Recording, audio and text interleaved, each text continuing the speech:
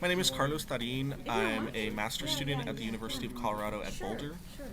What my paper was essentially talking about was the socialized connections between shame, how we overcome shame, and how identity and ethics are at play in that.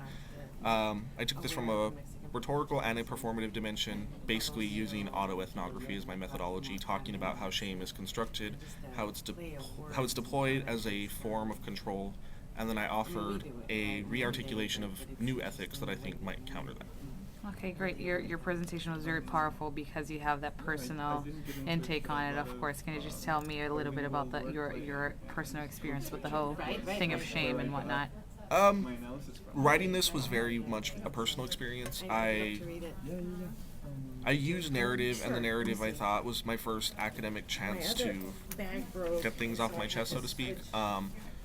So in using that narrative and in using that as a tool, I think encountering it from a rhetorical and a performative dimension was really interesting just because I started to think about identity, I started to think about politics, I started to think about all of those things. So I can't really offer a response, what that means or what it might do methodologically, but it was a disruptive experience to say the least.